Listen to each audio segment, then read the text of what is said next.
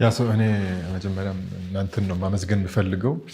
አይ ቲንክ በጣም ጥሩ ስራ እየሰራችሁ ነው። ስታርታፕ ስነ ምህዳር ላይ በጣም ቆንጆ የስታርታፖችን ማስተዋወቅ የነዚህ ጀማሪ ድርጅቶችን የማስተዋወቅ ስራ ትልቅ ስራ ነው። ቢኮዝ ለሌላም ሰው ምሳሌ ስለሚሆን አይ ቲንክ በጣም ጥሩ ስራ እየሰራችሁ ነው። እኔ ስሜ በርናርድ ሎራንዶ ነው። ትንሽ ወደ ፈረንሳዊነት ያዘነበለው አባቴ ፈረንሳዊ ስለሆነ ነው። እናቴ ደግሞ ኢትዮጵያዊ ናት። ግን ያደግኩት እዚሁ ነው፣ አዲስ አበባ። የተወለድኩትም እዚህ ነው።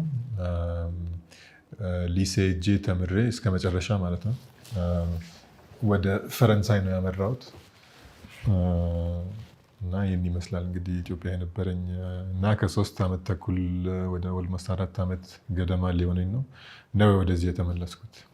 ፍራንስ ውስጥ በጣም ታዋቂ እና አሪፍ የሚባል ትምህርት ቤት ውስጥ እንደተማርክ እናውቃለን። እና እንዴት እንደነበረ ኤክስፒሪየንስ እዛ ያሳለፍከው ጊዜ እንዴት እንደነበረ እና ብዙ አልሙኒያዎች ታዋቂ አልሙኒያዎች ከዛ ይወጡ አሉ እንደ ሉዊስ ፓስቸር አይነት ሰዎች እና እስቲ ስለሱ ትንሽ ኤክስፒሪየንስ ንገር።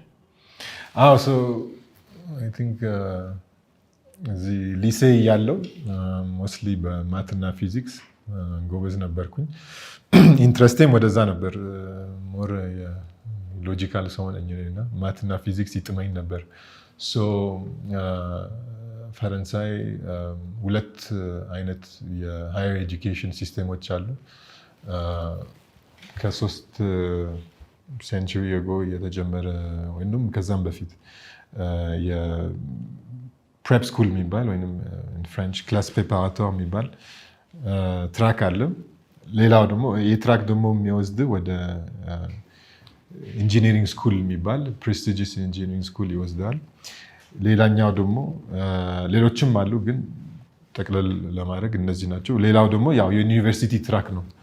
እንግዲህ በክላስ ፕሬፓራቶር በፕሬፕ ስኩል ቢካዝ በእንግሊዝኛ አክቹዋሊ ብዙም እንትን የለውም። ቢካዝ መተረጎም ትንሽ ይከብዳል። ቢካዝ በአንግሎ ሳክሰን ሲስተም የላቸውም እንደዚህ አይነት ሲስተም።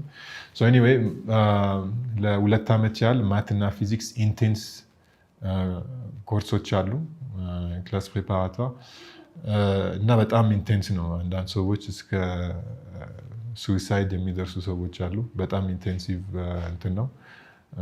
1 ዓመት ካለፈ በኋላ ደግሞ አንዳንድ ሰዎች ወደ ዩኒቨርሲቲ የሚመለሱበት ሁኔታም ይኖራል።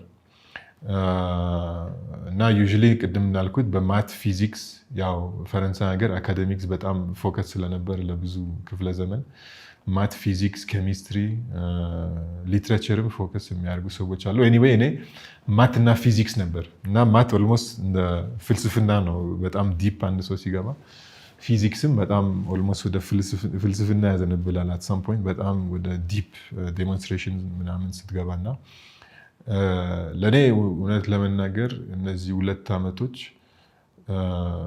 ራሴን የገነባሁት እና እንደ አንድ ግለሰብ እንበለው ማለት እንደ አንድ ራሱን የሚችል ግለሰብ በዛ ሰዓት ላይ ነው እኔ ራሴን በደንብ አካዴሚክሊ የቻልኩት። ቢካዝ በጣም ኢንቴንሲቭ ነበረ። በጣም ቻሌንጅ ያደርጋል። በየቀን ኦልሞስት 24 ሰዓት በለው ማትና ፊዚክስ ነው ሀሳብ። ሌሎችም አሉ ግን ኮርሶች ግን እነዚህ ናቸው እና በጣም ቻሌንጂንግ ነው። እስከ ዲስክራይብ የማድረግ ያስቸግራል። ቢካዝ አንዳንድ ቅድም እንዳልኩ አንዳንድ ሱዊሳይድ የሚያደርጉ ሰዎች አሉና ይሄኛው ደግሞ ዋን ኦፍ ዘ ቤስት ነበረ። እኔ ራሴ አላውቀውም ነበር እዛ ሳልገባ በፊት እና ፓሪስ ኦልሞስት ለ2 ዓመት እዛ ነበር የኖርኩት። ግን ማቀው ባስና ትምህርት ቤቱን ነው እንጂ ከተማውን አላውቀውም ነበር ለ2 ዓመት። ከ2 ዓመት በኋላ ነው ትንሽ ከተማውን ማወቅ የጀመርኩት እና ግን በጣም ጥሩ ኤክስፒሪየንስ ነበረ። ከዛ በኋላ ያው ኢንጂነሪንግ ስኩል ገባሁኝ። ኢንጂነሪንግ ስኩል ደግሞ ወደ አሜሪካ ወሰደኝ እና እንደዛ ነበር ኤክስፒሪየንስ። ከዛ በኋላ ፎከስ ያደረኩት በሜካኒካል ኢንጂነሪንግ ነበረ።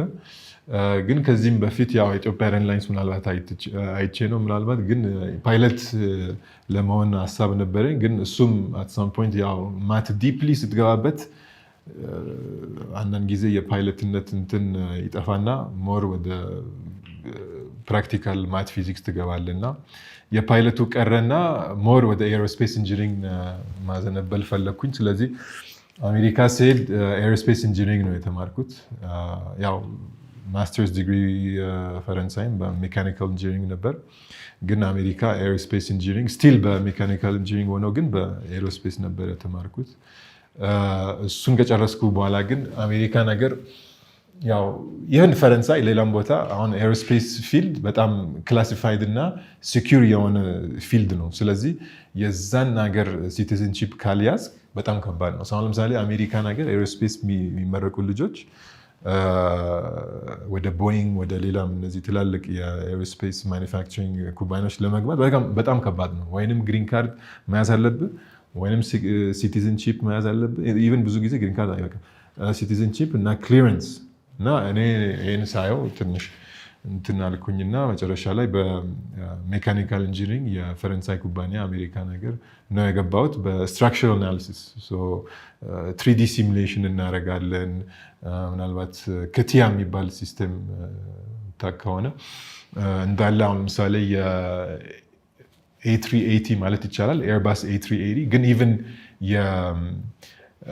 ስፔሻሊ ደግሞ የድሪም ላይነር ኮምፕሊትሊ ኮንሴፕቹዋሊ እና ቪርቹዋሊ ነው የተሰራው። ኮምፕሊትሊ ስፔሻሊ የድሪም ላይነር ነው እና ስታስበው በጣም አሜዚንግ ነው። ኢቨን ሰፕላይ ቼኑ የአይሮፕላኑ ኮምፕሊትሊ ቪርቹዋል ነበር እና ለአንድ ዓመት ያህል ዳሶ ሲስተም የሚባል ኩባንያ ውስጥ እያሰራው እነዚህን ሞዴሎች ምናምን ነበር የምናዘጋጀው ለነ ቦይንግ ለነ ቶዮታ የመሳሰሉት እና ይህን ከሰራው በኋላ ኤምቢኤ መያዝ ፈለግኩኝ። ቢኮዝ እኔ ያው የማት ፊዚክስ ሰው በሆንም at the end of the day ፕራክቲካሊ ብዙም አይጥመኝም። ሞር የሜንታል ቻሌንጁ ነው እንጂ ፕራክቲካሊ ብዙም አይጥመኝም ነበር። ግን ያወቅኩት በኋላ ነው፣ መጀመሪያ አላውቀውም ነበር። that's why I think እኛ ሀገር ብዙ ጊዜ የኤጁኬሽን ሲስቴማችን ጥሩ አይደለም እንላለን። I don't think it's true። ያለን ችግር ቢኮዝ ሌላም ሀገር እኮ የኳሊቲ ምናምን ችግር አላቸው። አሁን ፈረንሳይ በጣም ቱ አካዴሚክ ለምሳሌ ፈረንሳይ በእኔ እምነት እነሱም እኮ የራሳቸው ችግር አላቸው። የእኛ ችግር እኮ የኳሊቲ ሳይሆን የሊንኬጅ ቢትዊን የኢንዱስትሪው እና የአካዴሚክ ፊልድ ምንም መገናኘት አልቻለም። አሁን ግን አትሊስት ሌላ ሀገር እኮ ስትገናኝ ኢንተርንሺፕ ስትሰራ እነዚህ ነገር ስትሰራ ራስን ማወቅ ትጀምራለህ አይደል? አክቹዋሊ እኔ ማትም ቢጥምኝም ግን በፕራክቲካል ሲመጣ ምናልባት አይጥምኝም ብለህ ራስን እንትን ትገመግማለህ አይደል? እና አሁን እኛ ሀገር ይሄ ነው አይ ቲንክ የተቸገርነው። እኔ በዛ ሰዓት ላይ ነው ኤኒዌይ ኤምቢኤ ልስራና ሞር ወደ ማኔጅመንት ኮንሳልቲንግ ልግባ ብዬ ነው ኤምቢኤ ያዝኩት እና ከዛ በኋላ ያው ማኔጅመንት ኮንሳልቲንግ ኦልሞስት 10 ምናምን ዓመት ሙሉ ነው የሰራሁት። ትንሽ ኤጁኬሽኑ ላይ የኛ ሀገር ትንሽ ኢሹ አለው ማለት ሰው የፈለገበት ቦታ የሚፈልገው ሴክተር ላይ ገብቶ መማር ይችላል እና እሱ እንዴት ታየዋለህ? ያ አይ ቲንክ አሁንም አይ ቲንክ ችግራችን ያው እኔ ባይ ዘ ወይ አካዴሚክ ውስጥ እና የዩኒቨርሲቲ ካምፕስ በጥልቀት ገብቼ አላውቀውም፣ ግን አትሊስት ከስራና ክህሎት ሚኒስቴር ጋር ባለን ስራ በአንዳንድ ፕሮጀክት ላይ ያለን ስራ እንትን እያየው የምታዘባቸው ነገሮች ምንድን ነው? አብዛኛው ጊዜ አሁን ለምሳሌ ኢቭን ያየልበት እዚህ አሪፍፔይ እዚህ ያሉት ሶፍትዌር ኢንጂነሮች ሌሎችም ምንም እኮ ከሲሊኮን ቫሊ አይተናነስም እና አገን አይ ቲንክ ምናልባት አንዳንዴ አካዳሚክ ወይንም ካምፕስ ላይ የምታገኘው ትምህርት ኩሪኩለም ምናልባት የሚጎለው ምንድነው ከኢንዱስትሪ ከኩባንያዎች ጋር ያለው ትስስር ወይንም ጭራሽ የለም ወይንም ደግሞ በጠባብ ሁኔታ የሚሰሩበት እንትን የለምና አይ ቲንክ እሱ ነው ዋናው ችግሩ። ቢካዝ አሁን ለምሳሌ አንድ ኩባንያ ከካምፕስ ጋር በጥምረት ከሰራ እየተማማሩ ይሄዳሉ። ኢንዱስትሪውም ያውቃል ምን ማስተማር እንዳለበት ወይንም ምን አይነት ክህሎት እንደሚፈልግ፣ ካምፕሱም ምን አይነት የኩሪኩለም መቅረጽ እንዳለበት እሱም ያውቃል። እነዚህ ሲመጋገቡ ነው ሁለቱም የሚማማሩት እንጂ አሁን የተቸገርነው አይ ቲንክ ኢን ቫኪዩም ስለሚፈጠር የኛውም ኢንተርንሺፕ ብትልክለት ኢንተርን ብትልክለት ብዙም ግራ ይገባዋል ኢንዱስትሪው። እሱ ደግሞ ካምፐሱ ለጊዜ ምን አይነት ኢንተር ወይም ምን አይነት የግራጁዌት ፕሮግራም ባይዞ ነገራችን ላይ እኛ እዚህ የኢንተር እና ግራጁዌት ፕሮግራም ጀምረናል እና ካምፐሱም ግራ ይገባዋል። ምን አይነት ግራጁዌት ፕሮግራም ጀምር፣ ምን አይነት ክህሎት ላይ ነው ፎከስ ማድረግ አለብን እና አይ ቲንክ እነዚህ ቢገናኙ ነገሮች ኦልሞስት ናቹራሊ መስመር ይይዛሉ። እኔ እንደዛ ነው የማየው። መቼ ነው ዲሳይድ ያደረግከው? 15 ዓመት በኮንሰልቴሽን እየሰራህ ነበርና ወደ ኢትዮጵያ ለመመለስ እና እዚህ ለመስራት መቼ ዲሳይድ አደረግ? አይ ቲንክ ብዙ ጊዜ ዳያስፖራዎች ቅድም እዚህ የመጡ ዳያስፖራዎች ነበሩና አይ ቲንክ የሀገራችን ፍቅር አለ ሁል ጊዜ። አይ ቲንክ ስፔሻሊ ኢትዮጵያዊ ስንባል አይ ቲንክ ለሀገራችን ያለን ፍቅር በጣም ብዙ ነው፣ ትልቅ ነው እና በጣም ጥሩ ነው። ግን ይህን ፍቅር ብዙ ጊዜ ወደ ተግባር ለመለወጥ እንቸገራለን እና ብዙ ችግሮች አሉ፣ ብዙ ምክንያቶች አሉ። ግን እኔ የሚመስለኝ አንድ ሰው ለምሳሌ አይ ችግር የለም እኔ ሀገሬ ላይ አንድ ነገር መስራት እፈልጋለሁ ብሎ ከተነሳ አሁን በ21ኛ ክፍለ ዘመን ብዙ ኦፕሽንዞች አሉ። ወይንም በዲጂታል እዛ ተቀምጠ ማለት ነው። ለምሳሌ የካሊፎርኒያ ሰው ከሆንክ እዛ ተቀምጠ ብዙ የምትሰራቸው ነገሮች አሉ። ቢካዝ ኢቭን እኛ ስፔሻሊ ከኮቪድ በኋላ ብዙ ነገሮች በዲጂታል ኦንላይን እየሰራናቸው ነው አይደል? ዲጂታሊ ምን ይሰራል ከተባለ ደግሞ ያው ምናልባት በስታርታፕ ዓለም ላይ እንትን መሰማራት ከፈለገ ወይንም ኢንቨስት ማድረግ ይችላል፣ ወይንም አንዳንድ ሰዎችን ኮች ማድረግ ይችላል፣ ወይንም ደግሞ ኤክስፐርቲዙን ማለት ክህሎቱን። አሁን ለምሳሌ ብዙ የሀገራችን ተወላጆች ወደ አሜሪካ የሚሰደዱት ወደ አውሮፓ ምናምን ከፍተኛ ክህሎት ስላላቸው ነው፣ ወይንም አትሊስት እዛ ከደረሱ በኋላ ትልቅ ቦታ የደረሱ ሰዎች አሉ። እና ይህን ኤክስፐርቲዝ ለምንድን ነው ለምሳሌ በኮንሳልቲንግ በሌሎችም በኮቺንግ መቀየር የማይቻለው? እና እኛም በነገራችን ላይ እኔ በመሰረትኩት ማኔጅመንት ኮንሳልቲንግ ኩባንያ የኤክስፐርት ኔትወርክ መስርተናል። ቢካዝ ይህን ሁሉ ብሬን ድሬን ይሉታል በእንግሊዝኛ። ይህን ሁሉ ብሬን ድሬን መጠቀም አለብን፣ እንደ ብሬን ጌን ማለት ነው።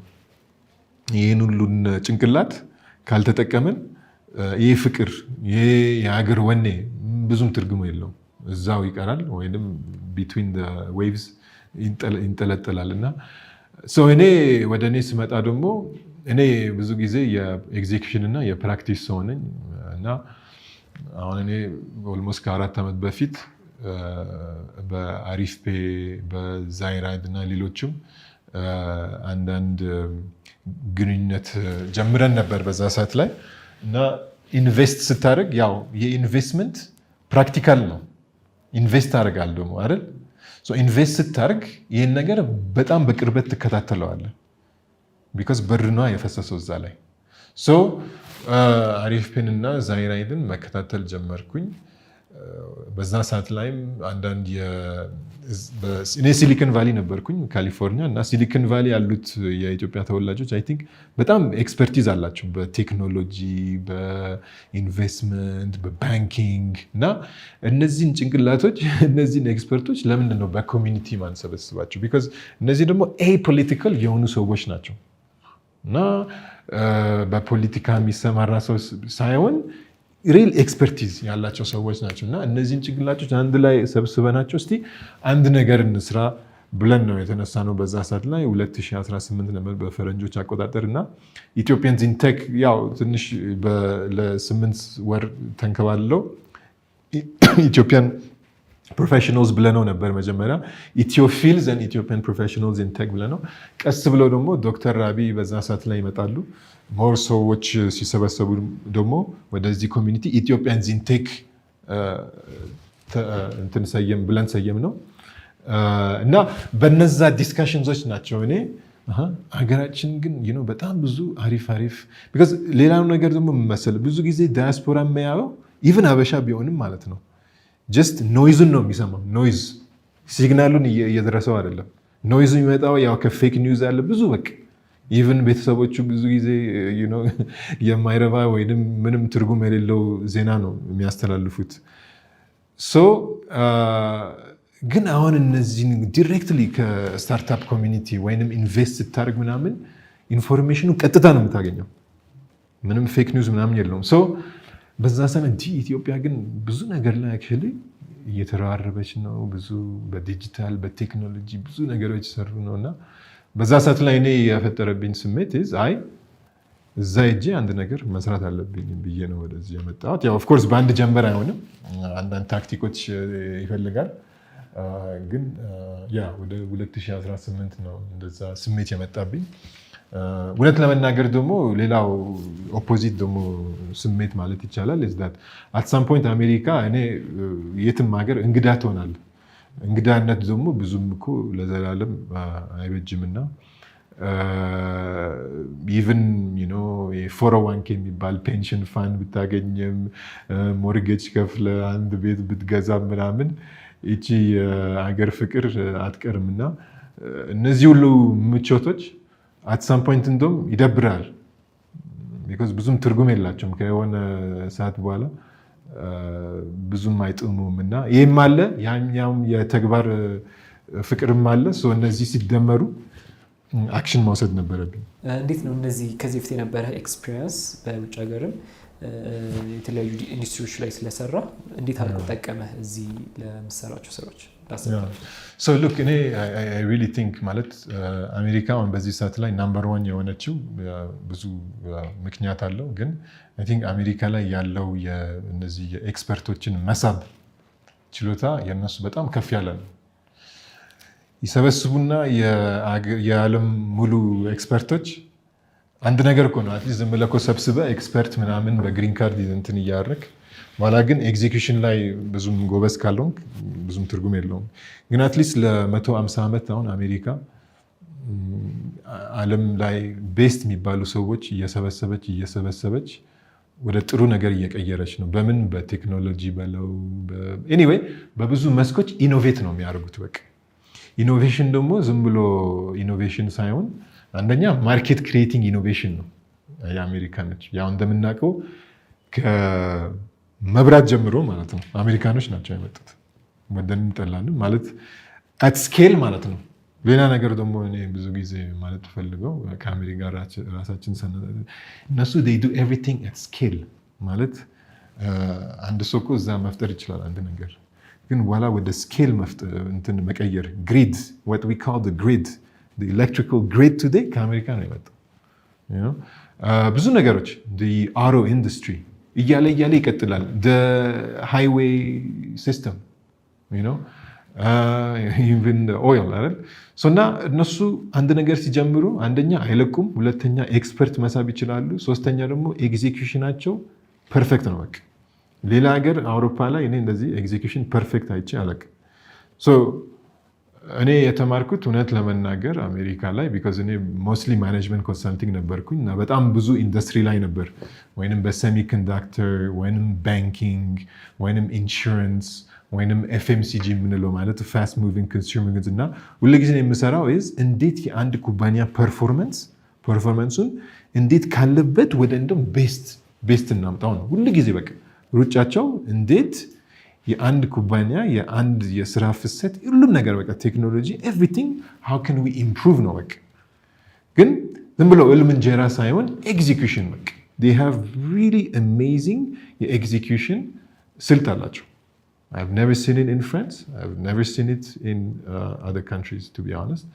And I think that's what really makes the US unique.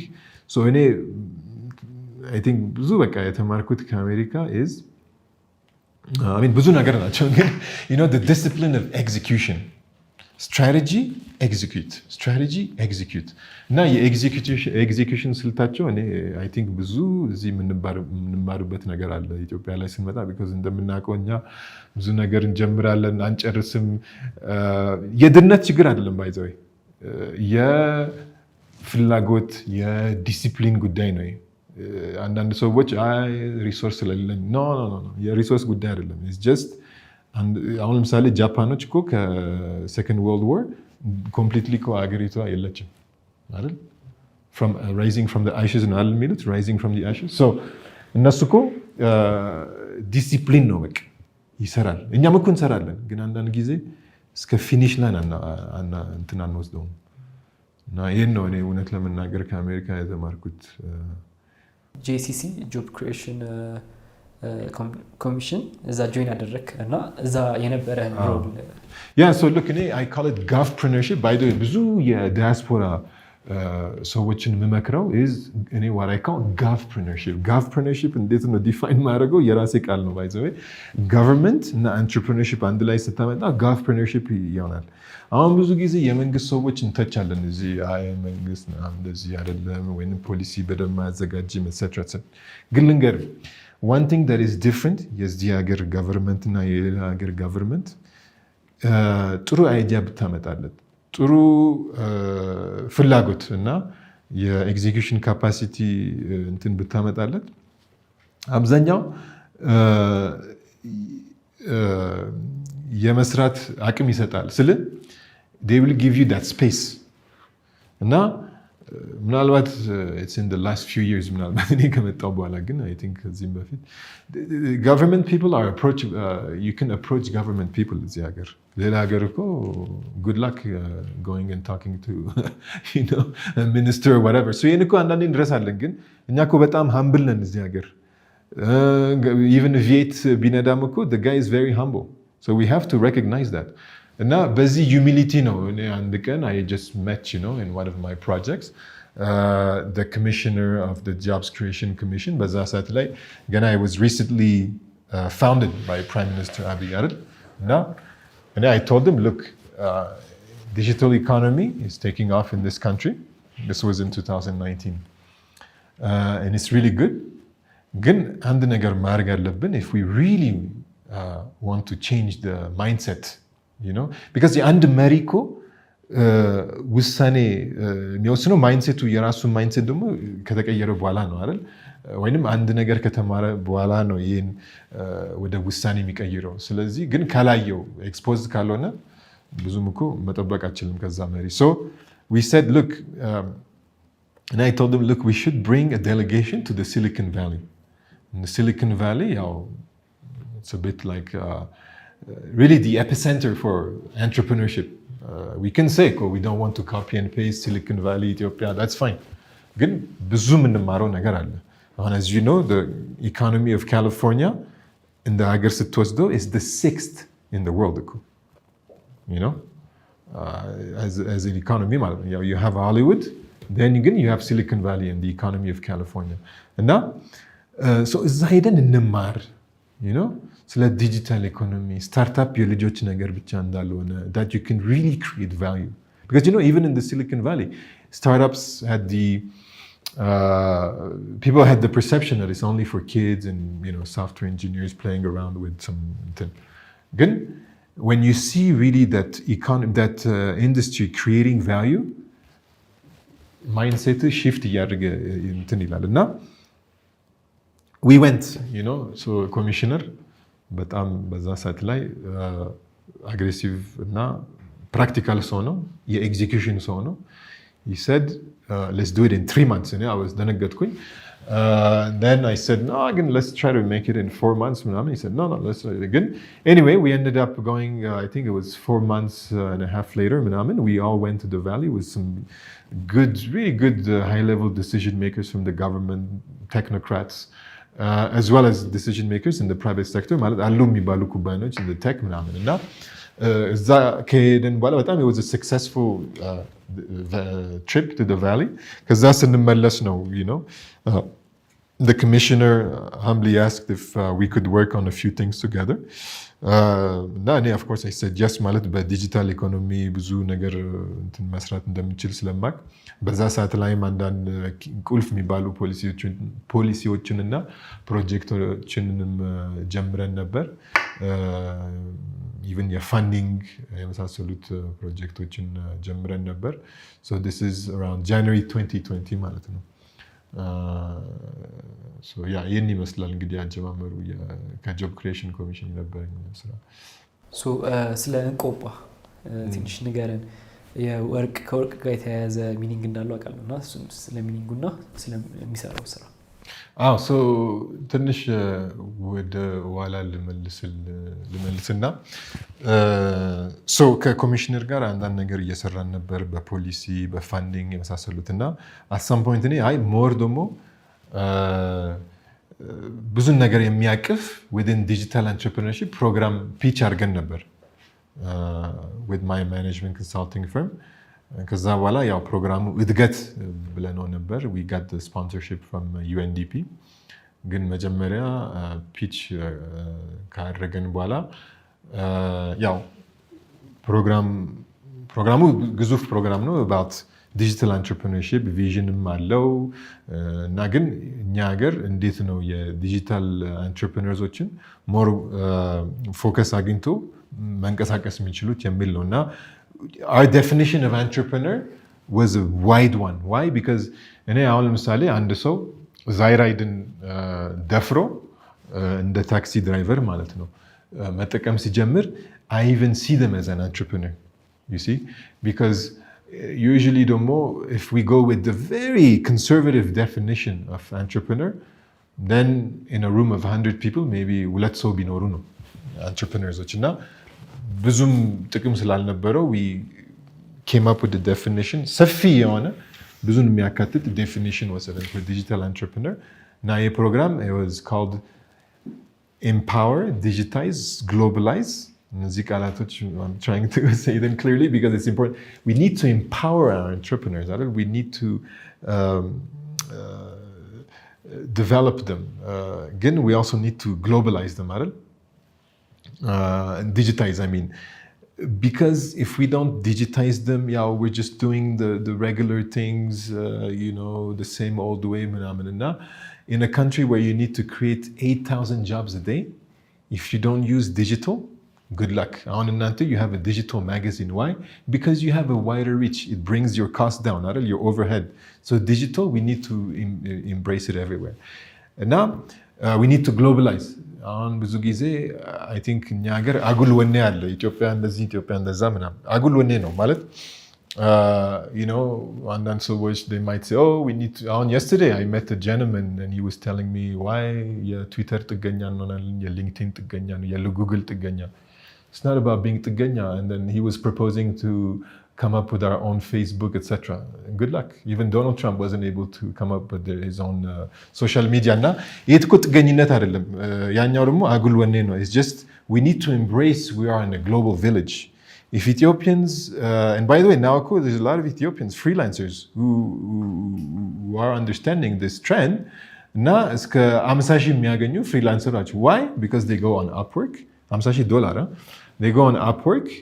And ክሎታቸውን አሁን ከናይጄሪያ ከአሜሪካ ከአውሮፓ እንትን እያካፈሉ ነው how በቃ just እየተማሩትን whether it be አዳማ ዩኒቨርሲቲ አስቱ ምናምን anyway ይሄን ፕሮግራም እንግዲህ ወደ እንቆጳ እየመጣሁልን ነው ግን because all these things ደግሞ important ስለሆነ ነው አሁን within that እድገት program we said we need to have rebranding የኢትዮጵያን entrepreneurship why ብትለኝ አንደኛ ራሳችንን የማስተዋወቅ ስልታችን አበሻ ስንባል ዝቅ ያለ ነው just fact ነው እና እናንተ you are an exception by the way because Loline I think you're doing a good job at elevating the brand አይደል ግን usually ራሳችን በደንብ አናስተዋወቅም so even if you have a really good ecosystem ማለት even if it's a nascent one በቃ ራሳችን በደንብ አናስተዋወቅምና ራሳችንን እናስተዋወቅ መጀመሪያ ለራሳችንም ይጠቅማል because ኮንፊደንስ ይሰጠናል ሁለተኛ ደግሞ just የመተዋወቅም እድል ይሰጠናል ማለት ነው አይደል ሶ ግን በዛ ሰዓት ላይ ቅድም እንዳልኩ I hinted at the fact የሆነ fund structureም እየመሰረተን ነበርና it was the first and we're hoping to still raise some equity dollars for that ግን on if you're raising a VC capital fund and you say I come from Ethiopia guess what the person Googles now when they Google guess what they find I mean especially in this day and age they find war and things like that which is very unfortunate right? They don't hear about Loline magazine they don't hear about ሌላ ነገሮች አይደል so we need to brand Ethiopia ብለን ነበር the digital entrepreneurship ecosystem. በኋላ we worked because again ይሄ program we said let's not do everything. ይህም ጠንቅ ነው እኛ ሀገር አጉል ወኔ ሌላ መጥፎ አጉል ወኔ ያለን is ጎጂ ባህል is በቃ we think we can do everything ourselves. ከፕራይቬት ሴክተር ፐብሊክ በቃ everything. No? That's not good. እኛ we said ይህም ፕሮግራም ስንቀርጸው ደግሞ let's try to work as much as possible with different ኩባንያዎች So አሁን ለምሳሌ ለብራንዲንግ we said let's work ያው ጨረታ ወጥቶ ነው of course ግን መጨረሻ ላይ ማን ነው እንትን ያሸነፈው ዜሌማን I think you interviewed them last time እና ከነሱ ወነን ነው ይሄን እንትን ስም ማውጣት የቻልነው ስሙ ደግሞ የወጣለት ወይንም የተመረጠው is because I think በደምብ ስለሚገልጸው ነው አንደኛ እንቆጳ ስትሰማው ራሱ የአማርኛ ቃል እንደሆነ ያስታውቃል at the same time ደግሞ ግን ትንሽ ስዋሂሊ ይመስላል ምናምን ይሄ ደግሞ እንትን ፈልገን ነው እንደዛ ያደረግነው because ኢትዮጵያ እኮ ሁሉ ጊዜ እዚች ኩሬ ውስጥ ከተጫወተች if we don't realize we're also in Africa good luck also you know so we have to have a pan-African ambition ብለን ነው ደግሞ የተነሳ ነው እንደዛ ሆኖ ደግሞ ግዕዝ ቃል ሁሉንም የሚሰበስብ ነው አይደል ወደ የመጨረሻው ደግሞ ስመጣለ ትርጉሙ I think እሱ ቤስት ነው why አሁን I think እኛ ሀገር ራሳችን እኮ ብዙ ጊዜ ዝቅ ብለን ነው የምናየው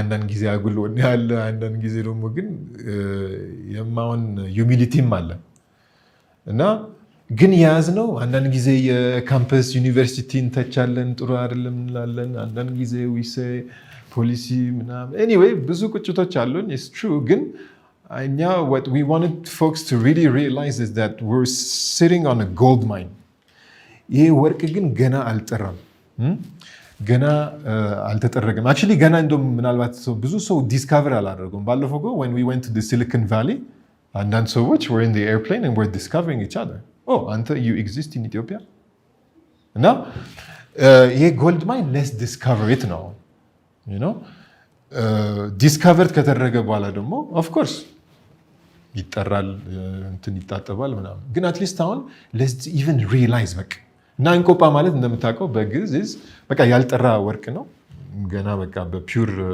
ኦር ነው የሚሉት በእንግሊዘኛ ጎልድ ኦር ይሉታል ሶ በዛ ተነስተን ነውና እስካሁን አይ ቲንክ ጥሩ እንትን ተሰሚነት እያገኘ ነው ግን ከዚህም በላይ ማድረግ ፈልገን ነበር ሆፕፉሊ ሞር ዶም እኛ ቱ ቢ ኦነስት ክልል 14 ብቻ እንዲሆን አይደለም እንፈልገው entrepreneurship ዲጂታል ምናምን በየክልል በየቀበሌ በየወረዳ ነው ግን ያው የሆነ ቦታ ላይ መጀመር እንደውም አንዳንድ ጊዜ ሰዎች ለምን የሆነ ቪዲዮ ሲወጣ ለምን እንኮፓ አላችሁት ይሉናል ለምን በአማርኛ well same thing አሁን እኔ ተሰሚነት የምፈልገው ክልል 14 ብቻ አይደለም ኢትዮጵያ ብቻ አይደለም የምፈልገው ኬንያ ዩጋንዳ ዩሮፕ አሜሪካ እንቆፓ ካልከው እዛ ፓሪስ ሳንድዊች የሚበላው ሰውዬ እንዴት ብሎ ነው እንትን የሚያስታውሰው So we have to be smart also with our branding for Ethiopia እና ይህን ይመስላል እንግዲህ እንቆጳ ላይ ምን አይነት ስራዎች እየሰራችሁ ነው ፒዩሪፋይ አድርጎ ወርቁ ለማስወጣት በጣም ጥሩ ጥያቄ ነው ሶ አሁን በእኔ ኩባንያ ለምሳሌ አሁን በቅርብ ጊዜ ስለምንሰራው ነው አሁን የመጣልኝ ግን ሁሉ ጊዜ ደግሞ አውሮፓ አሜሪካ ሜዲኮ አይጠበቅብንም ልክ እዚህ ጀስት 4 ሰዓት በአውሮፕላን ብትሄድ ዱባይ የሚባል ሁላችንም የምናውቀው ከተማ አለችና ዱባይ እንግዲህ እንደምታውቁት ከአሸዋ ወደ ትልቅ ከተማ ነው የሆነችው እና አሁን የብዙ ኩባንያዎችና የብዙ ትላልቅ የሚባሉ ድርጅቶች መዲና ሆናለችና አሁን ዱባይ ለምን አንሄድም እዛ ደግሞ ትልቅ ኢቨንት አለ ብለን ባለፈው አመት ይህን ሐሳብ አንስተን ነበር ባለፈው አመት ያው ብዙ ሰው አልመጣም የመጡም ከኢትዮጵያ አነስተኛ ነበሩ ግን በዚህ አመት በጣም ደስ ብሎናል because almost 15 የሚሆኑ ቤስት በቃ ወርቅ የጠሩ already almost የጠሩ ወይንም almost እንትን completely clarified የሚሆኑ clear የሚሆኑ ጎልዶች አውጥተን ማለት አንዳንድ ሰዎች እኮ ያውቋቸዋል እዚህ ግን ዱባይ ያውቋቸው እና አሁን ዱባይ ጃይቴክስ የሚባል ኢቨንት አለ እና ጃይቴክስ አንደኛ እዛ የሚመጡ ሰዎች አፍሪካ ቃሉ ራሱ ያውቁታል፣ የኢትዮጵያን ቃሉ ራሱ ያውቁታል። I'm not joking by the way።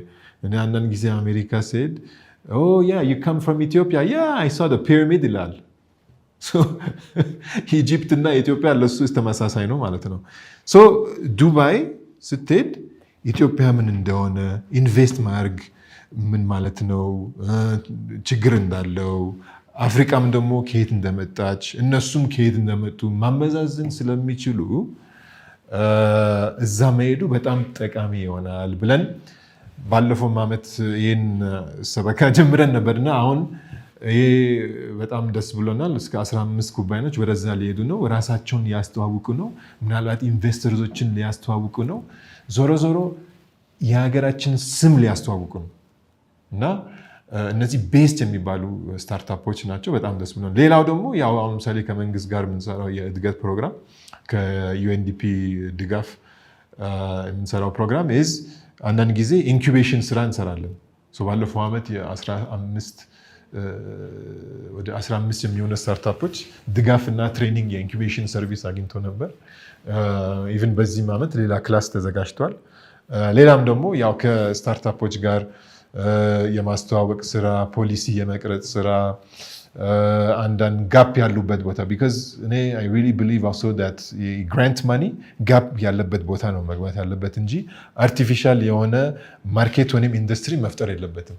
ቢካዝ አስ ሱን አስ ግራንቱ ካወጣው በኋላ በቃ ማርኬቱ ክና ስታንድ ኦን ኢትስ ኦውን ቱ ፊት። ሶ ይሄ ግራንት መምጣት ያለበት ዘላለም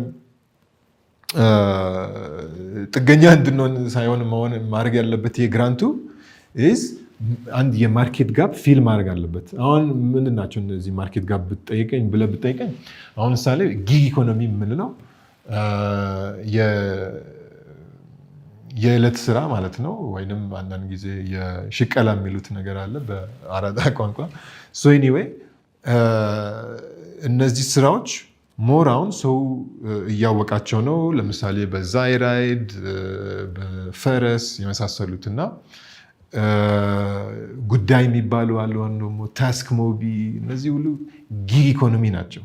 ግን አሁን ለምሳሌ አንድ ጊግ ኢኮኖሚ ፕላትፎርም ቴክኖሎጂውን ራሱን የማልማት ስራ ከሰራ ወይም አውትሶርስ ማድረግ ይችላል እኮ ግን ያዝ ቾይስ አይደል? አሁን ግን ሰራው እንበል ቴክኖሎጂ አለው እንበል ግን ለምንድን ነው እሱ ትሬኒንግ የሚሰራው? ይሄ ድርጅት የእሱ ኃላፊነት አይደለም። ለምንድን ነው የዚህን የጊግ ኢኮኖሚ ኮንሴፕቱን ማለት ነው ራሱን ማስተዋወቅ ሳይሆን ኮንሴፕቱን ራሱን ለምንድን ነው እሱ ማስተዋወቅ ያለበት? እና እነዚህን ጋፖች አንዳንድ ጊዜ ፊል እያደረግናቸው በፕሮግራሙ ፋንድድ የሆኑ እነዚህ ድርጅቶች ከስታርታፕ ወደ ግሮስ ስታርታፕ ቀስ ብሎ ደግሞ ወደ ራሱን ሪሊ የቻለ ድርጅት እንዲሆን ይረዳቸዋል። እና ወርቁ ቀስ ብሎ እየጠራ ይሄዳል እና ኢንቨስተሮችም እየሳቡ ምናምን። ግን አርቲፊሻል እርዳታ ሳይሆን አንድ ሰውን ትንሽ ለመርዳት ከዚህም ከዚያም የምንረባረብበት ሁኔታ ነው እየፈጠረን ያለ ነው። ስታርታፕ አክት የሚባል ራክቲፋይ ገና ያልተደረገ ፖሊሲ ሊወጣ ለስታርታፖች እና እሱ ውስጥ ከወጣ ምን አይነት ጥቅም ያገኛሉ ስታርታፖች እና ምን አይነት ተግዳሮቶች ይቀንሱላቸዋል? ልክ እኔ አይ ቲንክ የአንድ ግለሰብ ህይወት ላይ ቅድም እንዳልኩት ነው። አሁን አንድ ሰው ካላየ፣ ካልሰማ፣ ኤክስፖዠር ካላገኘ ብዙም ውሳኔ መውሰድ አይችልም። ስለዚህ አሁን የስታርታፕ አክት መጀመሪያው ፋይዳው ማለት ነው ኢቭን መሬት ሳይወርድ በፊት የመጀመሪያው ፋይዳው ብዙ ጊዜ ሰዎች ያልተረዱት ጀስት የሰዎችን ማይንድሴት መቀየር ነው፣ ሺፍት ማድረግ ስራ ነው ስታርታፕ አክት። ይህ ግቡን ከመታ የራሱ ትልቅ ነገር ነው። ባይ ዘ ዌይ እኔ ኦልሬዲ እኮ ግቡን የመታ ይመስለኛል ከሞላ ጎደል። ቢኮዝ አሁን ከ3 ዓመት በፊት ኤንጀል ኢንቨስተር ብትል እዚህ ሀገር ማን ያውቀዋል? ኢቭን ከስታርታፕ ጀምሮ ማለት ነው። ስታርታፑ ራሱ እኮ አያውቅም ኤንጀል ኢንቨስተር ምን እንደሆነ። ቅዱስ ሚካኤል ምናምን እያለ ይቀልዳል። እና እነዚህ ቃላቶች አሁን ቀስ ብሎ ስታርታፑ ብቻ አይደለም ኦፍኮርስ፣ ግን ፖሊሲ ሜከሩ ማውራት እየጀመረ ነው። ኢቭን እኮ ዲጂታል የሚለው ቃል እኮ ድሮ አይሲቲ እንላለን፣ አሁን ስቲል እንላለን፣ ግን ሞር አሁን ዲጂታል ትራንስፎርሜሽን ምናምን ሰው እኮ የተጠቀማቸውን አንዳንድ ጊዜ እኮ ኢዝ ቢካዝ በደንብ እንትን እናስታውልም እንጂ በ3 ዓመት እኮ የሄድነው ጉዞ ብዙ ነው። አሁን ምሳሌ ኢቭን ፕራክቲካሊ በኢንፍራስትራክቸር ብታየው፣ ግን ኢቭን አሁን ስለ ማይንድሴት ነው አለ የምናወራው። ኢቭን በማይንድሴት የተጓዝነው ጉዞ ብዙ ነው፣ በጣም ብዙ ነው። እና እነዚህን ቃላቶች ዲጂታል፣ ስታርታፕ፣ ኤንጀል ኢንቨስተር፣ ቬንቸር ካፒታል፣ ኤኩዊቲ ማኒ ምናምን የሚሉት ቃላቶች ኮንሴፕቶች በሙሉ ስታርታፕ አክቱ አዋጁ ለህብረተሰቡ ኦፍኮርስ ከስታርታፕ ጀምሮ ከፖሊሲ ሜከር ጀምሮ ግን ኢቭን ለህብረተሰቡ በሙሉ የሚያስተዋውቅ ሁኔታ ይፈጥራል ማለት ነው። ግን ኦፍኮርስ ከዛም አልፎ ደግሞ መሬት መውረድ አለበት። መሬት ሲወርድ ደግሞ ትንሽ ጊዜ ይፈጃል። ቢካዝ አዋጁ ከወጣ በኋላ ሆፕፉሊ በዚህ ዓመት አፕሩቭ እንደሚደረግ ተስፋ አለን። ግን አሁን ወጣ እንበል ደንዋት ስታርታፕ አሶሲዬሽን እኮ ስራውን መስራት አለበት። አውትሶርሲንግ አሶሲዬሽን ስራውን መስራት አለበት። እንዴት? ሎቢ እያደረገ እያስተማረ ምን አይነት ዲሬክቲቭ መውጣት አለበት። እና እነዚህ ነገሮች እኮ ሳንድዊች ሲሆኑ ነው እውን የሚሆኑት እንጂ ዝም ብለህ ከፖሊሲ ሜከር የምጠብቀው ነገር መሆን የለበትም። ሶ ፖሊሲ ሜከሩ አሁን ገብቶታል። አትሊስት ቃላቶቹ እንትን እያስተዋላቸው ነው አይደል? አሁን ግን ሎቢንግ ግሩፖች ስራቸውን መስራት አለባቸው። እና እነዚህ ነገሮች ሲገጣጠሙ ነው። አሁን እኮ ስታርታፕ አክቱ እኮ ሲወጣ መጀመሪያ ላይ ማለት መውጣት ሳይሆን ክራፍት ሲደረግ ስታርታፕ አሶሲዬሽንም እኮ አልነበርም። ሶ ፊድባክ የምንጠይቀው አንዴ ሚቲንግ ይደረጋል እዚህ፣ አንዴ ሌላ ስብሰባ፣ አንዴ እዚህ ወርክሾፕ፣ አንዴ በቃ በጣም የተበታተነ ፕሮሴስ ነበረ እና ኢቭን ራሱ እኮ የዚህ ሂደት ጊዜ ይፈጃል። እና አሁን ወደፊት የምመኘው እነዚህ አሶሲዬሽኖች በቀጣይ በደንብ እነዚህን የሎቢንግ አክቲቪቲዎች ቢቀጥሉበት፣ ሎቢንግ ብቻ ሳይሆን ደግሞ ማስተማር ግን በብዙ ሌቨል በፌዴራል ሌቨል፣ ሪጅናል ሌቨል እስከ ወረዳ እየወረዱ ካላስተማሩ ሰው ብዙም እንትን አይደለም። ቢኮዝ መሪው እኮ አገን አይዲያ አይቀይርም እንትን በደንብ ካልተገነዘበው ወይንም ኮንሴፕቱ በደንብ ካልገባው። እና አሁን ግን ወደ መሬት ከወረደ እኔ እልሜ ዝዳት ኢቨን ስታርታፕ የሚለው ቃል ክሊር ዴፊኒሽን ይኖረዋል፣ ሌበል ይሰጠዋል አይደል? ሌበል ይሰጠዋል ስታርታፕ ወይንም ኢኖቬቲቭ ቢዝነስ በዚህ አዋጅ መሰረት ማለት ነው። አንድ ሌብል ከተሰጠው በኋላ ይህ ሌብሉ ብዙ አይነት ቤኔፊት ያገኝበታል። እና እነዚህ ቤኔፊቶች ያው በትን ተዘርዝሯል እዛ አዋጅ ላይ በብዙ አይነት ቤኔፊት ያገኛሉ። ግን አሁን ገብተዋል ዲሬክቲቭዞች እውን የሚያደርጉት በወጣበት ጊዜ ነው። አሁን ለምሳሌ እኛ ያሰብናቸው ቤኔፊቶች ምናልባት ኦልሬዲ እኮ ኦብሶሊት ሆናል፣ ብዙም ትርጉም አይኖራቸውም። ግን እኔ ደግሞ ሌላው ነገር የምመኘው አንድ የስታርታፕ አሶሲዬሽን የነዚህ አሶሲዬሽን በሙሉ ስራቸውን እንዲሰሩ ፖሊሲ ሜከርሶች በደንብ እንዲገነዘቡት። ሶስተኛው ግን ዛት አንዳንድ እነዚህ የመንግስት ተቋማት በራሳቸው ቤኔፊቱን እያዩ በራሳቸው ተነስቶ እነዚህን ፖሊሲዎችን እንዲቀርጹ። በምን መስክ ብትለኝ ደግሞ አሁን ለምሳሌ በቱሪዝም መስክ ፍሪላንስ የሚባለው ቃል ስቲል እኛ አናውቀውም ብንም እኛ ሀገር። ግን ፍሪላንሰር ግን ሌላ ሀገር ቪዛ ያገኛል። ቪዛ ሲያገኝ ገስዋት አንድ ሆቴል ይቀመጣል 1 ዓመት ሙሉ። ፍሪላንሰር ቪዛ ነው። ምናልባት አንድ ሰው ከቡልጋሪያ ይመጣና ሶፊያ ስለደበረው ትንሽ እዛ አውሮፓ ያለው ሁኔታ ወደዚህ ይመጣል። 1 ዓመት ወደዚህ ላፕቶፕ ላይ የተቀመጠ ወይንም እዚህ አንድ ሆቴል ሳቦን ሆቴል ምናምን ተቀምጦ 1 ዓመት ሙሉ ከዛ ሆኖ ይሰራል። ግን ሲሰራ ደግሞ አንደኛ ለሆቴል እንትን ፋይዳ አለው ቢኮዝ ኢትስ ሬቨኒው፣ ለከተማውም ታክስ እያገኘ ነው። ከዛም አልፎ ደግሞ ይሄ ሰውዬ ወይም ሴትዮ አሁን ወደ ኮወርኪንግ ስፔስ እየሄዱ ነው ምናልባት የሚሰሩት አንዳንድ ጊዜ።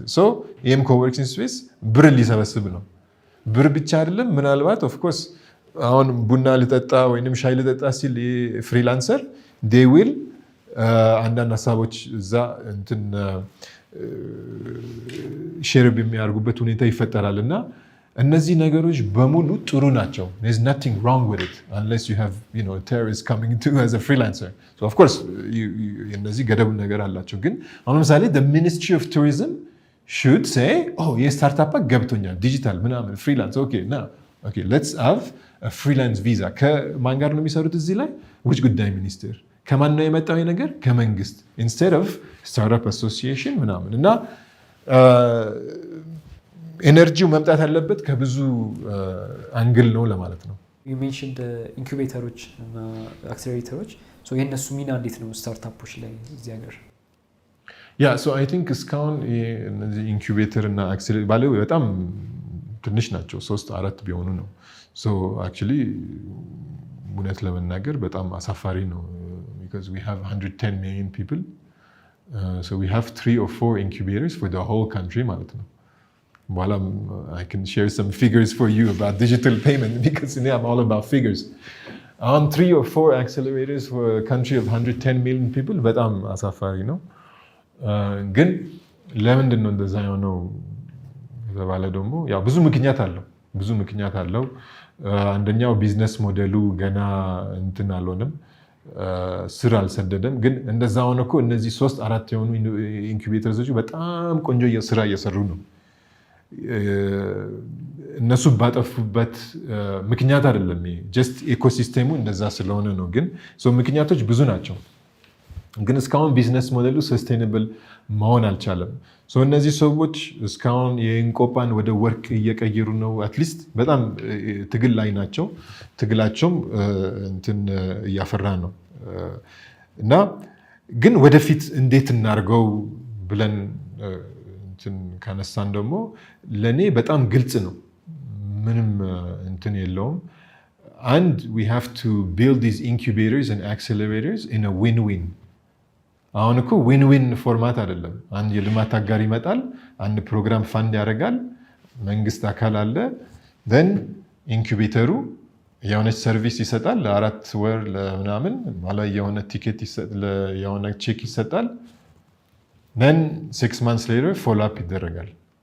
okay then next program ግን and then this incubator የሆነ 10% equity የሚወስድበት ነገር አለ። ግን as we know here in Ethiopia we have how many exits do we have so far? very few አይደል? እስካሁን ኤግዚትም አላገኙበትም የኢንኩቤተር የአክሰለሬተር። by the way I think there's more incubators than we don't have accelerators anyway. አሁን ግን ዊን-ዊን ፎርማቱ ምን ይመስላል ነው ጥያቄው። because this ዊን-ዊን ፎርማት አይደለም ብለናል። okay ዊን-ዊን ፎርማቱ ምንድን ነው? for me it's very clear. አንደኛ እዚህ the folks who have the companies who have dispensable cash when they're sitting on a pile of cash እሱም ግልጽ ነው። it's the banks or at least some of them not all of them እና ትላልቅ ኩባንያዎች እንደነ Ethiopian Airlines by the way እነሱም ደግሞ ኤክስፒሪየንስ አላቸው። ብር ካሽ ብቻ ሳይሆን when you look at the cash flow statement they have also the experience ብዙ ነገር ላይ። ግን እነሱም ደግሞ ፍጹም አይደሉም። just like BNP Paribas or Santander or BofA in the US is not perfect. So they need to always improve their systems, their processes. Ethiopian Airlines, they need to improve their logistics. By the way, Arifpay, and we're also planning to work with companies such as Ethiopian Airlines because right now, in terms of digital payment, they're doing substandard. ፈልጉ አይደለም substandard ነው ሲስተም ያላቸው ወይንም ፕሮሲጀር ያላቸው ፈልጉ አይደለም again ስለተቸገሩ ነው። so win-win ፎርማቱ የሚሆነው you take a big company like Ethiopian Airlines, like ህብረት ባንክ፣ ኮሜርሻል ባንክ፣ ኢትዮ ቴሌኮም። ለምሳሌ ኢትዮ ቴሌኮም why are they investing first outside of Africa, outside of Ethiopia? They should invest first in Ethiopia, incubator, accelerator, etc. Then fine, you can also invest outside. Again, the point is you should do both, right? And now you have an incubator embedded within the company, right? ለምሳሌ Ethiopian Airlines incubation program ከጀመረ ስለ ሎጂስቲክስ ብዙ ፕሮግራም መቅረጽ ይችላል። you can do it over logistics, you can do it over the supply chain ብዙ ነገሮች ብዙ አሁን ለምሳሌ Etihad in UAE they have a incubation program አላቸው and then it's a win-win because እነሱ የሚያገኙበት is of course their processes are getting better ምናምን then እኮ they can offshoot they can take this startup invest and then startup በቃ if you have the equity ሌላም ነገር ይሰራል ከዛ በኋላ እና ይህን ዊን ፎርማት ካልሰራንበት I think እነዚህ ኢንኩቤሽን አክሴለሬሽን ፕሮግራም ብዙም ርቀት መጓዝ አይችሉም እና ይህን ቶሎ ብለን እኛም የሞከርናቸው ነገሮች አሉ ግን እዛ ላይ አዌርነስ ላይ ብዙ የሚሰሩ ነገሮች አሉ ባንኮች ደጋግሜ የምናገረው again ኢትዮጵያን ኤርላይንስ ኢትዮ ቴሌኮም እዛ ላይ በደንብ መሰራት አለበት ኦልዌይዝ ከልማት ጋር መጠበቅ የለብንም ራሳችንን እንስራው ራሳችንን እንስራው ይሄ this is the real ወኔ አጉል ወኔ አይደለም real ወኔ is when you invest in your youth when you say I have a gold mine here now let me invest in these startups let me come up with an incubator program so I mean that's what I wish for the incubation programs in Ethiopia LinkedIn profile ላይ bullish about tech የሚል አይቻለሁና እሱ ሚኒንጉንም ንገረንና ከዚህ በፊትም ዲጂታላይዜሽን እንዴት ወሳኝ ነገር እንደሆነ ጠቅሰሃል ትንሽ ስለሱ አብራራ so እኔ አንደኛ ያው ከሲሊኮን ቫሊ ስለመጣውና ከአሜሪካ ስለመጣ I think ቴክኖሎጂ because እኔ at the end of the day ሲጀመርም እኔ ዲጂታል እንደውም ኮዲንግ ላይ ምናምን ጎበዝ አይደለሁም I told you ሜካኒካል ኤሮስፔስ ምናምን እንጂ ኮዲንግ ላይ እንደውም almost in the allergy ነበረኝ to be very honest Java ምናምን I hate it ግን when you look at most of the ቅድም እንዳልኩት በማኔጅመንት ኮንሳልቲንግ ያሉት ፕሮጀክቶች አብዛኛው ጊዜ once you come up with the better process once you come up with scalable type of procedures እነዚህን ነገሮች እውን የምታደርጋቸው በአንደኛው ክፍለ ዘመን ማለት ነው በዲጂታል ነው በቴክኖሎጂ ነው whether it be enterprise architecture systems ERP CRM etc or brand new ideas like applications platforms ምናምን why because again technology gives you that scalability አንድ ነገር እንግዲህ እንደምታውቁት ብዙ ጊዜ ስታርታፖች ወጪያቸው በጣም የታወቁ ናቸው አንደኛ ሳላሪ ነው ሁለተኛ ቤት ኪራይ አለ especially in a country like Ethiopia where office even the proclamation ላይ እንትን ያስፈልግም እኮ investment program ግን እዛ ስትሄድ ይጠይቃል so ግን you have the rent for the office then ደግሞ what's really hurting the startups in Ethiopia አሁን ግን እዛ ላይ ይቀየራል የዴታ ሴንተር ሰርቪሶች የክላውድ ሰርቪሶች so አሁን ይህን ኦቨርሄድ ሲደምረው ብዙ ነው ግን this is the numerator in the denominator you put the number of users usually ብዙ applications your platform እንትን ነው የፕላትፎርም ማት ደግሞ is very easy to serve one user you take the overhead number of users then you have your cost to serve one user so ጨዋታው is የዩዘር እንትን ቮሊዩም እንጨምረው ነው so that's why usually የፓይለት ምናምን የልማት አጋር ቋንቋ ብዙም አይመቸኝ is because በቴክኖሎጂ ዓለም እኮ ፓይለት ምንም ሴንስ የለውም you can say I go after a territory or I go after a channel partner etc but these are go to market strategies let me do a pilot እንደዚህ no so digital እና ቴክ አንደኛ it's going to give you that inflection point of growth so that የአንድ ዩዘር እንትን ሰርቭ የምታደርገው ኮስት እየቀነሰልህ ሲመጣ the marginal cost ማለት ነው አይደል እየቀነሰልህ ሲመጣ አንተም ዋጋን ተመጣጣኝ ልታደርገው ነው ማለት ነው አሁን why is it that all of the right companies here እስካሁን እኮ የክልል 14 እና ስፔሻሊ የቦሌ የለቡ ሰዎችን ነው እንትን የሚያደርገው why because ፕራይሱን እኮ ገና እንትን ተወዳዳሪ ማድረግ አልቻለም of course ሌላም ጉዳይ አለ አሁን ፖሊሲ በምናምን አሁን ደግሞ ፊውል እየጨመረ ነው etc ግን ሲጀመርም እኮ the math hasn't been making sense ግን እኔ my point is if we do it in a way that makes sense and if a startup is not addressing issues that they're not supposed to ቅድም እንዳልኩ አሁን እኛ ብዙ ጊዜ ፕሮግራማችን ላይ እድገት we try to fill the gaps that exist we're not trying to reinvent the business model of የኩባንያው የእሱ ጉዳይ ነው እሱ ይስራበት ቢዝነስ ሞዴል እኛ ግን we're trying to fill the gap ግን አንድ ስታርታፕ እነዚህን ጋፖች አንዳንድ ጊዜ እኮ ሳያውቁት ነው ደግሞ የሚያደርጉት። they're filling the gap ሳያውቁት ትሬኒንግ ይሰራል። አንተ የትሬኒንግ ኩባንያ አይደለም፣ ቴክኖሎጂ ፎከስ አድርግ so ግን if they're not doing these things again, if they're focusing on their core competency, they can really reach that inflection point. እና አፍሪካ እኔ I'm bullish about it because አንደኛ it's a continent that has the youth. ብዙ ጊዜ ዲጂታል ሊትሬሲ የለም ይባላል እነዚህ ሀገር ላይ ኢትዮጵያ። that's also a misconception. አሁን እኔ I challenge people over 40 to show me an application, someone who's with a PhD, even someone from the diaspora. You give it to the gardeners. እሱ ነው የሚያስተምርህ። diaspora with a PhD አይደለም. So we have digital literacy because we have a youthful continent. We have the brains. ይሄን ስደምረው how can you not be bullish?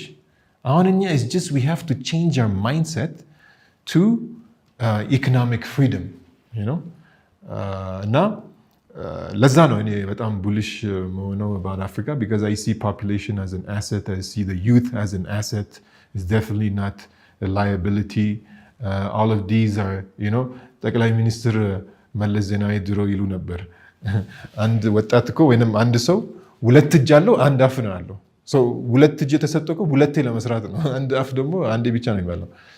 መስራት እንችላለን, especially the youth, So that's why I'm very bullish about Africa in general, and especially tech. ያለንበት ቦታ ልምጣና እዚህ Arifpay Arifpay እዛ ኤንጅል ኢንቨስተር ነህ። ስለሱ ትንሽ እስቲ ንገረን ስለ ኢንቨስትመንት። Yeah, so Arifpay, እኛ it's almost really a success story. So እኛም at some point ታሪካችንን በደንብ ለማስተዋወቅ እየተዘጋጀን ነው። ግን ሁሉም ነገር ጊዜ አለው ብለን ነው።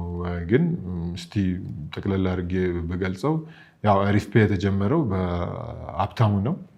ወደ ኦልሞስት አሁን 5 ዓመት ይሆናል። እንደውም እሱ የጀመረው Arifpay ዛይራይድ ትንሽ ከጀመረ በኋላ ነው የፔመንት ጉዳዮችን ሲያይ። and that's how you see a real entrepreneur, by the way. ፋክቹዋል የሆነ ዩዝ ኬስ ላይ ሲጀምር አንድ ስታርታፕ ማለት ሪሊ አንድ ጋፕ ፊል እያደረገ ከሆነ ይህ ስታርታፕ ተስፋ አለው። ዝም ብሎ just ምንም when you're not solving a real problem, that's not the right way to start. እና አሁን እሱ እየታዘበ ነበር በዛ ሰዓት ላይ። አሁን ለምሳሌ በቃ ክፍያው ላይ ስትደርስ when you're on a Zayride በቃ አንደኛው ኪስ ውስጥ you try to find ገና እንትን ይላል፣ ያኛው ደግሞ ብሩን ከተከፈለው በኋላ አይ መልስ የለኝም ይላልና በዛ መሃል ያለው የጊዜ ኢንኤፊሽንሲ ኢቨን ዩዘር እንዴት ነው የሚባለው የተጠቃሚው ምንድነው ደስታ ሃፒነስ I'm losing the term in English. The whole customer experience እንበለው anyway ጥሩ አይደለም እና ፔመንቱ ቶሎ ብለን እንፈጽመው ነው Arifpay። እና ግን ኦፍ ኮርስ ፔመንት የሚኖረው ታክሲ ብቻ ውስጥ አይደለም አይደል፣ ብዙ ቦታ ላይ ነው። እና እንደምታውቁት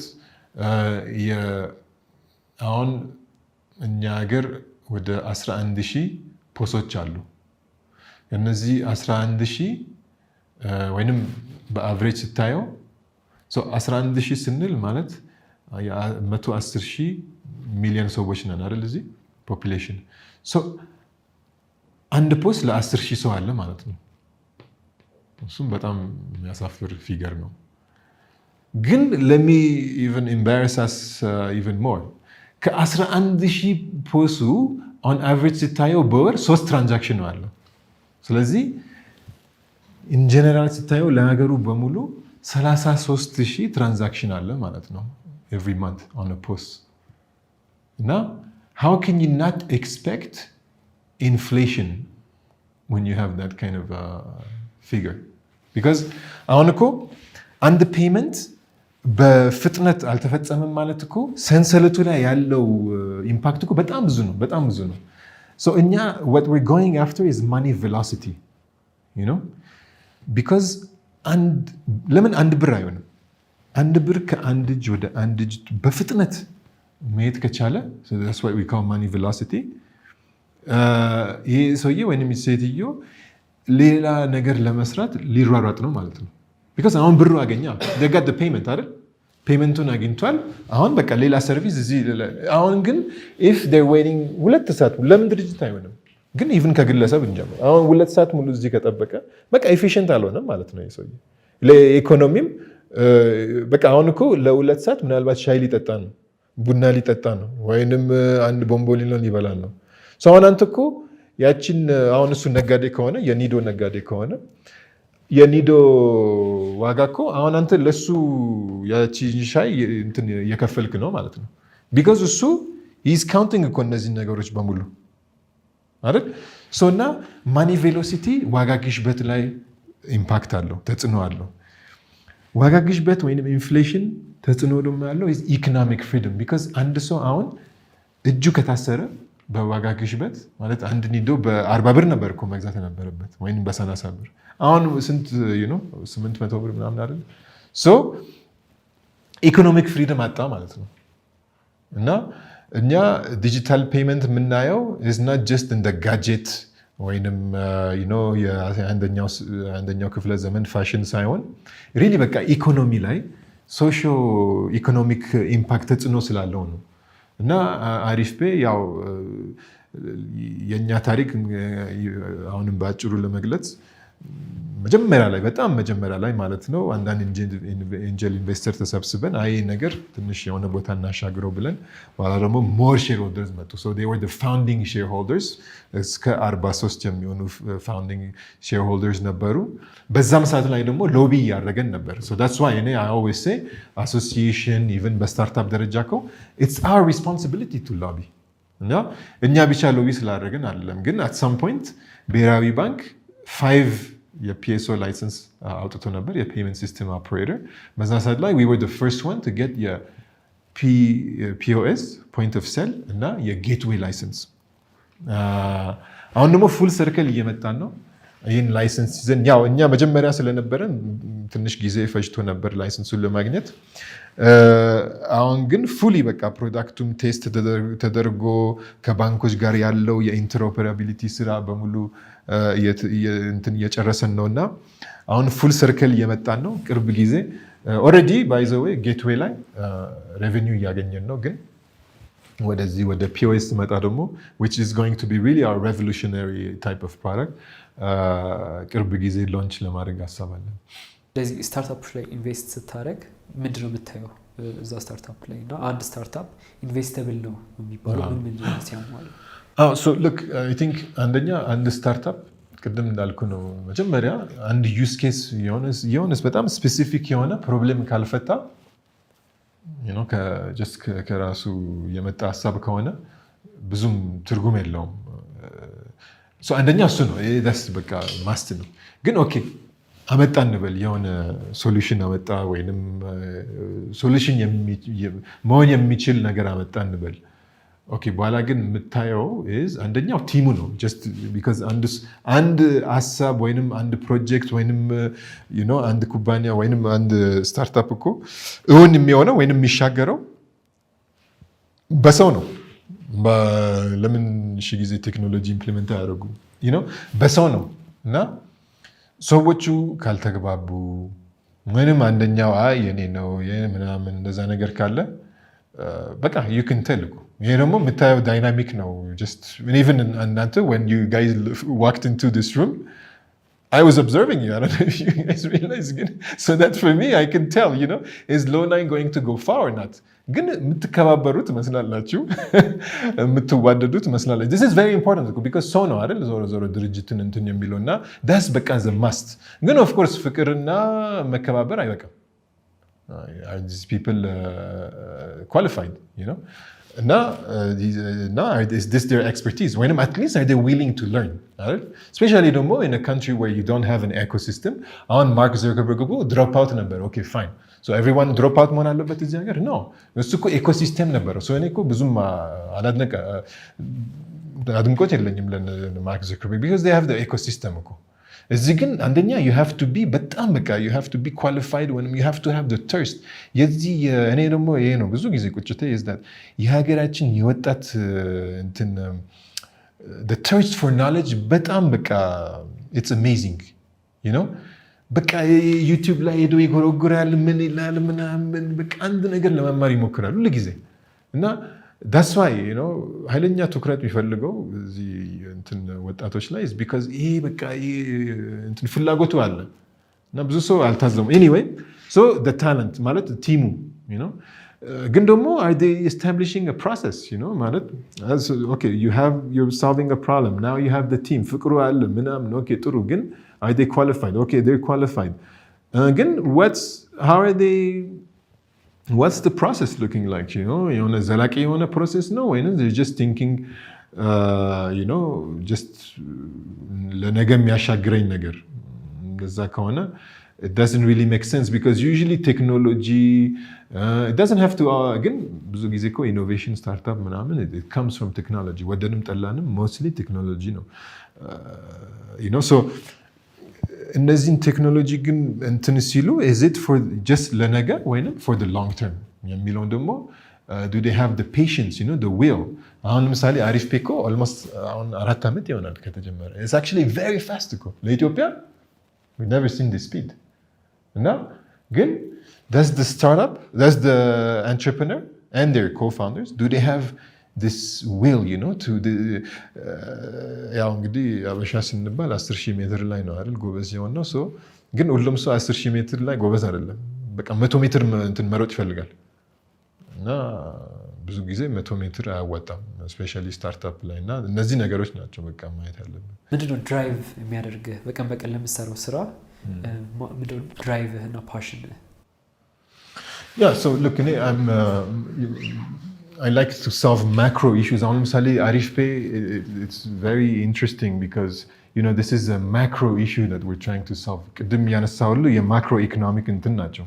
አሁን ለምሳሌ if we're able to solve money velocity እዚህ ሀገር by the way ብር ማተም ራሱ እኮ ወጪ አለው so forget about the while inflation አሁን እኮ I think we spent $300 million ነው ምናምን just to print those bills እኮ anyway ግን እኔ ማክሮ ነገሮች ናቸው እንትን የሚስቡኝ because look at the end of the day in a country like Ethiopia we have to think macro we have to think scale አሁን እኮ በ2050 በፈረንጅ አቆጣጠር we're going to be ስንት ነው ያሉት 200 ሚሊዮን ልንሆን እኮ ነው so now if we cannot think scale ሁሉም ነገር በscalability ማሰብ ካልቻል በቃ we're not solving a national problem ማለት ነው I'm not saying by the way that ሌላ እንደዚህ ስታርታፖች like ለምሳሌ Loline you guys are doing a good job so not everyone should be on macro issues አይደል ግን the point is እነዚህ ነገሮች ናቸው የሚስቡኝ ሁለተኛ ደግሞ it's really the people ገብተዋል አሁን ለምሳሌ when you look at the Arifpay የሆነ ኩባንያ the talent we're able to attract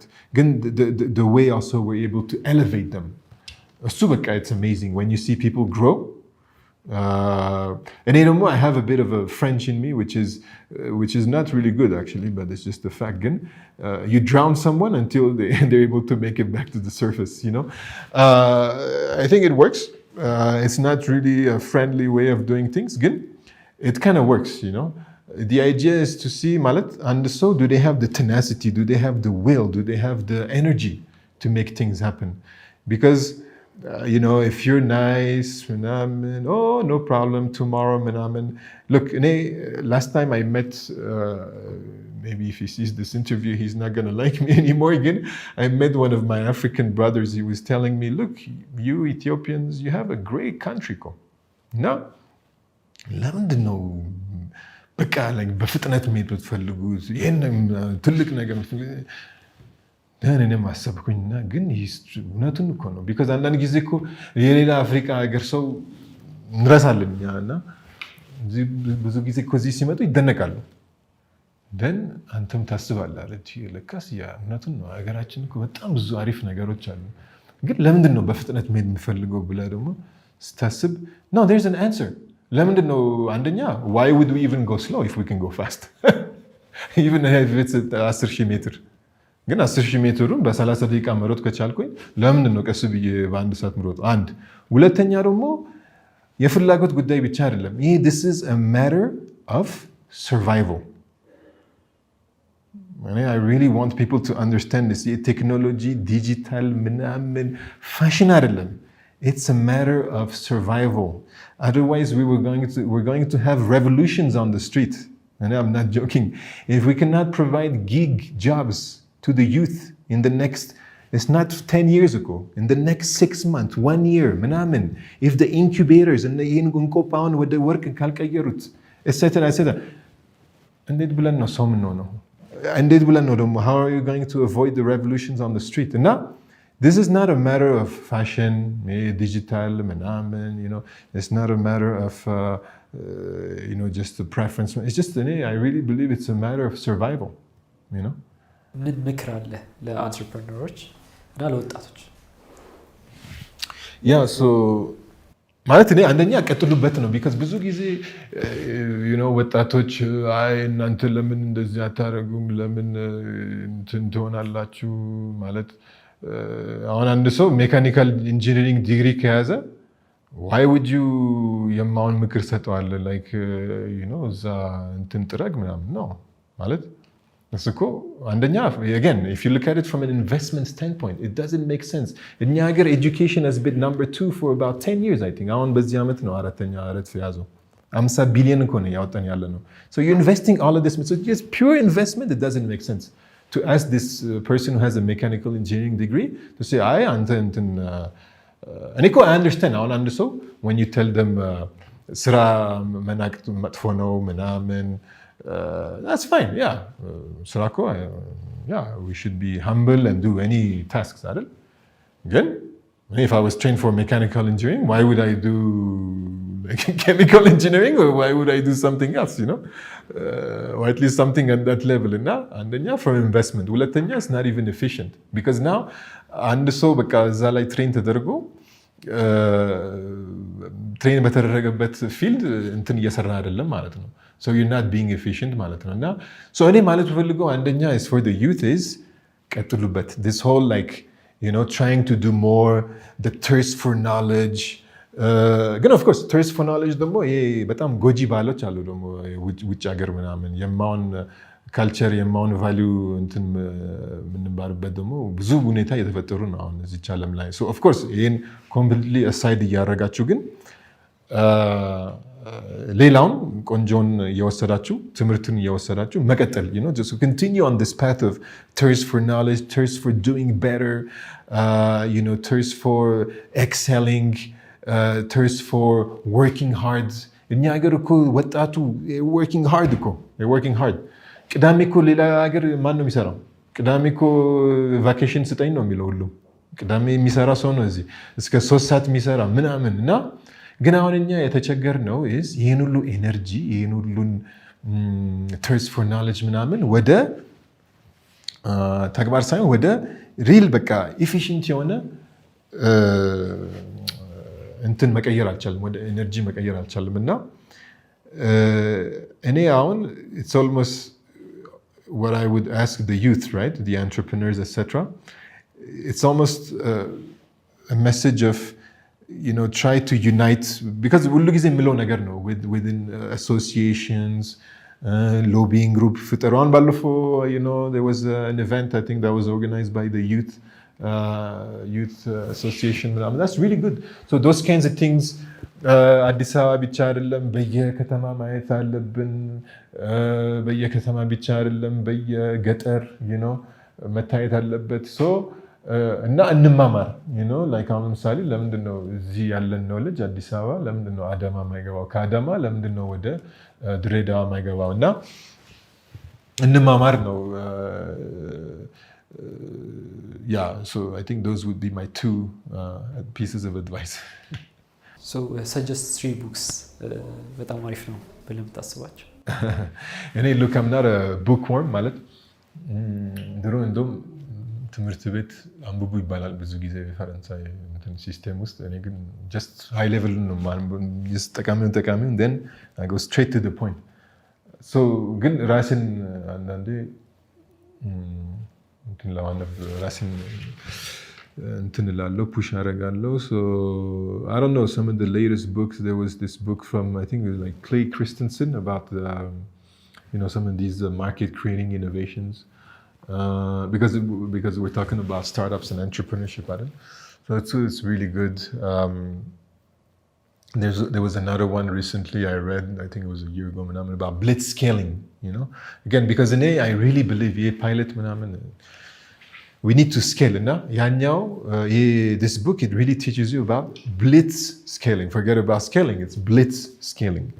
And then I think the last one, as a tribute also to my wife, I think in Japan, there's a lot of stuff that we can really learn from Japan, right? So at some point, in Ethiopia, there was a movement of what we call the Japanizers, and a lot of people don't know this. And a time where Ethiopia was looking towards the west, towards the east, and also towards the west, because on chemin de fer is, as you know, a French, not innovation, but it came from France, at the end of the 19th century. Again, later on in 20th century, there was a Japanizers movement. Where Ethiopia said, let's learn from Japan because እነሱኮ የእነሱን ሂስትሪ ስናይ ኦልሞስት ከኛ ጋር በጣም ተመሳሳይ ነው። ፊውዳል ሲስተም ነበረ፣ ብዙ የኮንፍሊክት ሲቹዌሽንዞች ነበሩና አት ሳም ፖይንት እነዚህ ሰዎች በሙሉ አንድ ላይ ይመጣሉ፣ ሀገር ይመሰርታሉ etc. እና and then at some point you have the Meiji era in Japan and all these things. And the Japanese movement at some point ከኢትዮጵያ ይሄዱና ወደ ጃፓን ይሄዳሉና it's called the Alliance of the Two Colored Nations, I believe, by J.P. Clark. It's a book that you cannot really find everywhere. Again, very interesting because you can really see the similarities between the histories of Ethiopia and Japan. Of course, there's also many differences. Now, the ambassador of Japan to Ethiopia, she explains that very well. That the fact that almost there's similarities can be megagab internal. Nasu, they're in an island, in where we don't have access to the sea, etc., etc. Anyway, in Nasu, they're old, we're young, etc. Again, in Satayodomo, you put things into context. It's because if you go on Bole or in Dukam, ናስታውሳለን ለምሳሌ ቃሊቲ ምን እንደሚመስል even ከ10 ዓመት በፊት። When you Google Tokyo or the suburbs of Tokyo, right after the Second World War, to be honest, Dukamም አይሻልም. Forget about the city and thing. Again, even አኗኗር እንበለው, and even the way they're behaving on the streets. I'm not going to get into specifics. በጣም ይመሳሰላል ከዱከም ከቃሊቲ አሁን ያለው ማለት ነው።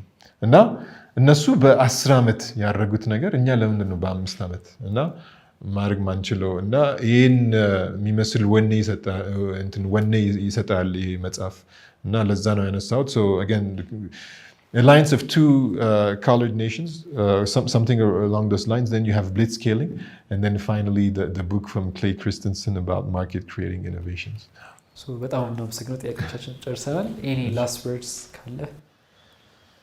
Yeah, so any last word? Again, ሀገራችን እስካሁን because ሁላችንም I think ለሀገራችን ፍቅር ያለን ፍቅር ወደብ የለውም። So እኔ የምመኘው ለሀገራችን እስካሁን እግዚአብሔር ነው የጠበቃት። እግዚአብሔር አሁንም ወደፊት እንዲጠብቃት፣ ወጣቶችም ሁልጊዜ በእግዚአብሔር እንዲያምኑና because at the end of the day እስካሁን እግዚአብሔር ነው የጠበቀን። ወደፊትም ምኞታችን ጸሎታችንም በዛ ነው። ይሄ ነው እንግዲህ የምመኘው። Thank you.